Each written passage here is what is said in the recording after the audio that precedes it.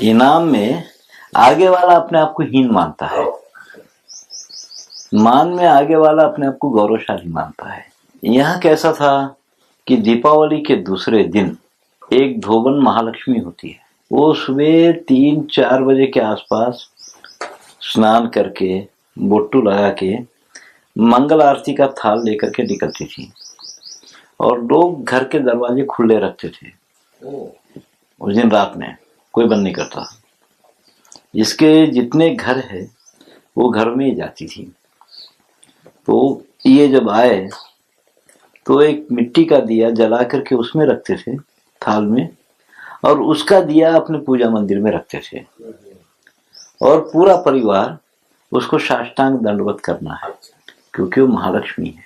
इस तरह से शादी ब्याह में वेश्या का मान रहा है, मंगलसूत्र बनाने का वो हक है। अब तो मैं जो बातें बोल रहा हूँ इसकी ये सही रही होगी इसकी कोई कल्पना भी नहीं कर सकता है। यहाँ आदिलाबाद में एक मातंग कन्या ने एक हरिजन औरत, ये ब्राह्मणों के घर में 3 दिन पूजा होती थी इसकी, अष्टमी, नवमी, दशमी, नवरात्र में।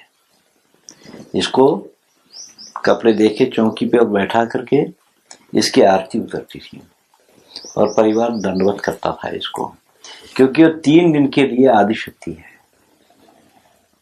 इसका मान होता था पूरा। दशहरे के दिन लोहार का मान होता था। दशहरे के दिन कंकण लोहार को बांधा जाता था और वो आगे आगे चलता था, जाके शमी वृक्ष की पूजा करके उसकी डाली वो काटता था। उस दिन लोहार का मान होता था पूरा भरपूर, ऐसे, क्योंकि हथियार बनाने वाला वही था। उसका मान जबरदस्त। गांव का जब रथोत्सव होता है, रथ के समय पे हर जाति का प्रतिनिधि वहां रहता है।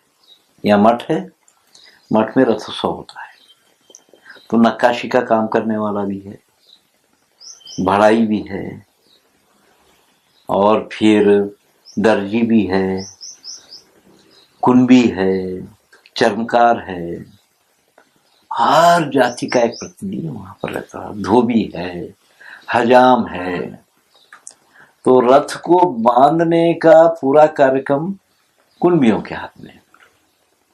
कुंभियों की औरतें रथ के लिए फूलों का हार तैयार करती थी, सब्जी काटना, चावल वगैरह तैयार करना, चुनना, साफ करना, सब्जी वब्जी काटना करना, ये सब एक 5-6 दिन वो चलता था खूब। रथ का श्रृंगार करना है और रथ को बांधना करना धोबी, ये कुंभी लोग, और बढ़ाई पूरा रथ की देखभाल, क्या क्या उसमें खराब हुआ है उसको निकाल के ठीक करना है, दुरुस्त करना है, और वो साथ में खड़े रहना है। दर्जी, रथ के ऊपर दर्जी चढ़ के रहता था, शिखर वखर के कपड़े वगैरह सी करके वो पहनाना है। उसके बाद चर्मकार लोग वाद्य लेकर के आगे रहते थे। धोबी कुंभ करता था। एक बांस का काम करने वाला एक तड़का लाता था, एक चटाई लाता था जो रथ के नीचे बिछाता था। धोबी उस पे कपड़ा बिछाता था, बिछा के काफी पीला अनाज पकता था, कुंभ बोलते हैं उसको। पीला अनाज का ढेर रथ के सामने लगाया जाता था, और उस पे आटे के दिए बनते थे, और मशाल लेके चलना हमेशा हजाम का काम रहा है।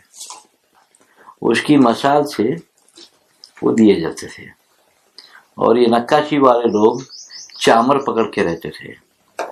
भोई लोग, मछुआरे लोग छतर और वो बादाम जैसे बने रहते थे, निशानियां मठ की, वो लेकर के चलते थे ये लोग। ये सब इस तरह से एक जुलूस निकलता था, काफी वैभवशाली। जब ये रथ के सामने आ जाते सब लोग, रथ की प्रदक्षिणा करके खड़े रहते, तो वहां मठाधिपति की ओर से हर एक का मान किया जाता था। हर एक को पगड़ी बांधना है, दुपट्टा देना है, तिलक लगाना है, मान करना है। जितने सारे समाज के लोग वहां हैं उनका मान किया जाता था। और जब रथ चलता था तो ये जो कुंभ है, ये कुंभ धोबियों का होता था। तो वो कुंभ पूरे धोबी समाज में प्रसाद के रूप में बांटा जाता था। इस तरह से रथ आगे चलता था। वहां हर जाति का एक प्रतिनिधि खड़े रहना ही है और हर एक का वहां मान किया जाता था। बहुत बढ़िया से मान होता था उसका। जब किसी को सन्यासी बनना है, सन्यासी बनने के पहले इसका एक काम है कि जितने कारीगर लोग हैं सबको जाके बुलावा देना है कि मैं सन्यास ले रहा हूं, उस कार्यक्रम में तुम लोग आओ और मेरे को आशीर्वाद दो। तो ये जो भंगी जो लोग होते हैं उनके घर पे वो जब जाता था तो वो सोने का सूप और सोने का झाड़ू बना के जाना पड़ता था। उसको देने के बाद वो आती थी भंगन। तो ये सारा समाज जब इकट्ठा होकर खड़ा होता तो ये क्षमा याचना करता, सबसे हाथ जोड़ के कि मैं अब संन्यास ले रहा हूं, मेरे को तुम लोग सब क्षमा करो। तो क्षमा याचना करना होता था। उसका बोलना ये रहता था कि मैं अगर गृहस्थ रहता तो जिंदगी भर तुम्हारा और मेरा साथ रहता। अब मैं संन्यास ले रहा हूं, यहां से तुम्हारा और मेरा साथ टूट जाता है, खत्म होता है और आर्थिक रूप से तुम्हारा नुकसान होने वाला है। उस नुकसान के लिए मुझे क्षमा करो। सबसे ये माफी मांगता था। तो उस समय जितने भी कारीगर वहां खड़े हैं बस्ती के, बांस का काम करने वाला अपने हाथ का दंडा उसको देता था, चर्मकार उसको मृग चर्म देता था, बढ़ाई पादुका देता था, दर्जी झोली देता था, जुलाहा कौपीन देता था, धनगर कंबल देता था उसको, बर्तन बनाने वाला एक कटोरा देता या कमंडलू देता उसको। हर जाति का एक प्रतिनिधि अपनी एक एक चीज उसको देता, दे के उसको आशीर्वाद देता कि ठीक है, हमको तेरे से कोई शिकायत नहीं है, तू हमारे से माफी मांगा, यही बहुत बड़ा मान है हमारा। तू अपनी इच्छा से अब जैसा भी जिंदगी जीना चाहता है जी। उसके बाद इसका सन्यास का कार्यक्रम करो। सन्यासी बनने के पहले समाज से क्षमा याचना करना है, उसके बाद वो सन्यास ले सकता है। नहीं तो सन्यास नहीं, समाज उसको आज्ञा देना है, ऐसा।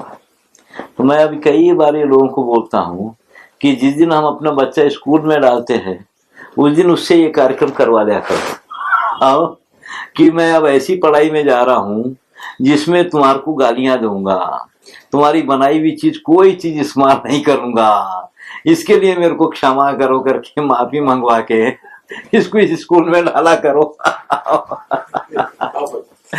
है ना। ये सब रहा है ना अपने पास में। हम बहुत सामाजिक लोग रहे।